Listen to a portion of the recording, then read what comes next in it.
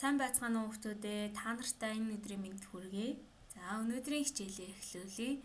За өнөөдрийн хичээлийн сэдэв бол ихэд хувиргал хийх аргууд. За тэгэхээр бүгдээрээ хувиргал хийх үндсэн аргуудыг мэдэж үг өгүүлбэрийн жишээг биедан судалцгаана.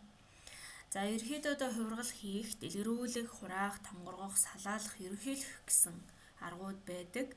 За дэлгэрүүлэх арга нь бол өгүүлбэрийн цөм бүтэц гол санааг ялгах, за үг өгүүлбэрийн холбох, хэлцүүн хэрэглүүрийг зөв хэрэглэх, цөм бүтэц хураангуй хэллэг гол санааг түлхүүр үг хэлгээр дэлгэрүүлэн найруулж бичих үндэс болдог.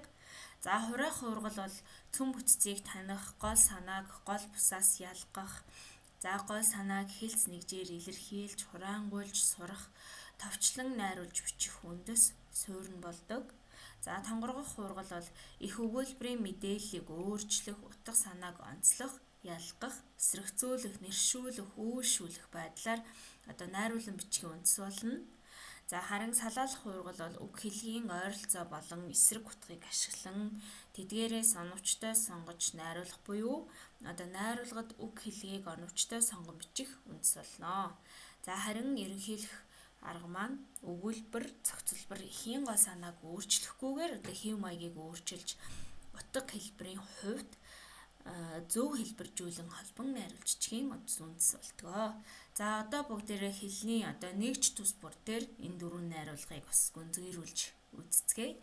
За их зохицолборын утга санааг хураах, дэлгэрүүлэх, эхийн доторх өгүүлбэрийн зохицолборын байрыг солин сэлгэх, нэг утга санааг өөр нэгжээр илэрхийлэх хэлбэрийг солих зэргээр өөрчлөхийг эхийн хувиргал гэнэ.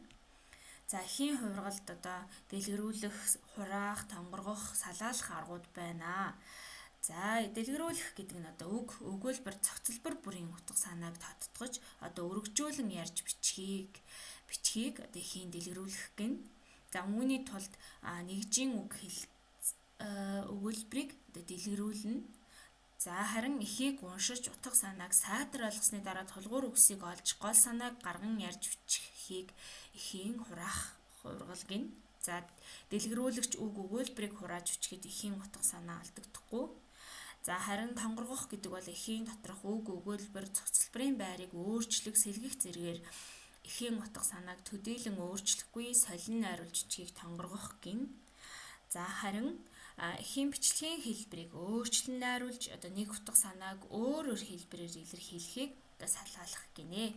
За та бүхэн бичлэгээ зогсон тус бүрийн хувиргал тус бүрийн анхаарах зүйлсийг бас дэлгэрүүлж уншаарай.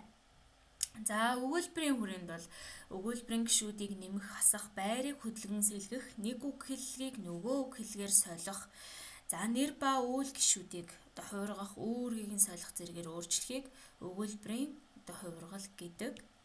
За өгүүлбэрийн хувиргал дотор дараах аргууд байна.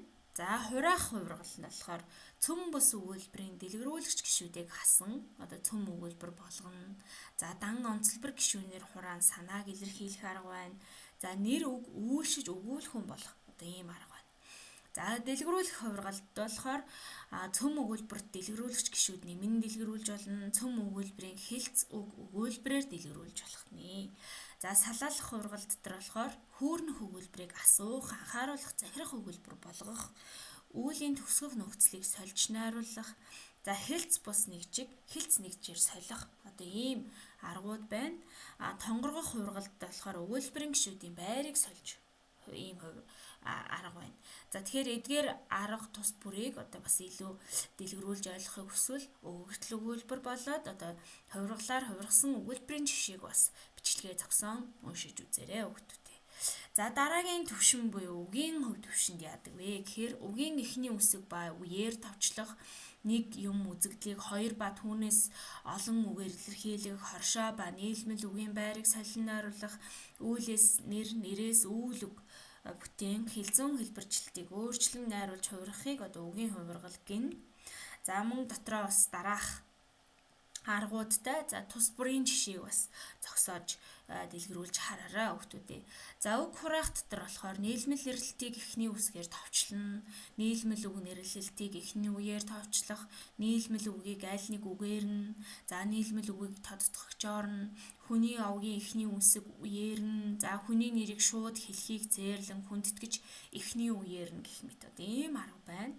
За үгийг дэлгэрүүлэх дотор болохоор нийлмэл үгээр нэг ухагтгууныг нэрлэх, хоршоо үгээр нэг ухагтгууныг нэрлэх, хэлц үгээр нэг ухагтгууныг нэрлэх, үг давтан дэлгэрүүлэх, нэг зүйлийг хоёр ба түүнээс олон үгээр нэрлэх зэрэг тийм аргууд байна. За үгийг салаалах дотор болохоор төрөл үг үүсгэх, нэр үйл үгийг хилцэн хуулиар хуулгах, за үгийн утга салаалах, шилжих, өвөрмөц хэлцэд утга шилжих, этгээд үг үүсэх, үгийг цээрлэн нэрлэх зэрэг ийм аргууд байгаа бол за үгийг тонгоргох дотор болохоор хоршоо нийлмэл үгийн байрыг солих, за усраа нийлмэл үгийн байрыг солих, нийлмэл өгөх хүний байрыг солих гэх зэрэг аргууд байна.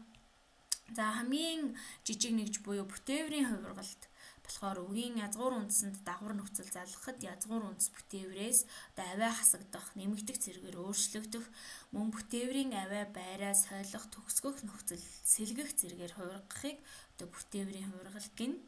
За эдгээр бас дараах арга хэлбэрүүд байна. За тус бүрийн жишээг мөн адил дэлгэрүүлж үзээрэй. За хураах дотор болохоор авиа хасагдах, авиа сугарах арга байна. Дэлгэрүүлэх дотор болохоор авиа нэмэгдэнэ. Салаалах хувиргалт болохоор төлөөний үгийн язгуур өөрчлөгдөнө, үүлийн нөхцөл сэлгэнэ, нэрийн холбох нөхцөл сэлгэж болох юм арга байна. Харин тонгоргох хувиргалт болохоор авиа байраа солин ойролцоо утга илэрхийлдэг аргууд байх нэ. За тус бүрийн хэлбэр жишээг мөн адил дэлгэрүүлэн бичлэгээ зогсоогоод үзээрэй. За өнөөдрийн хичээл маань энд хүрээд өндөрлөө. Анхаарал хандуулсанд баярлалаа.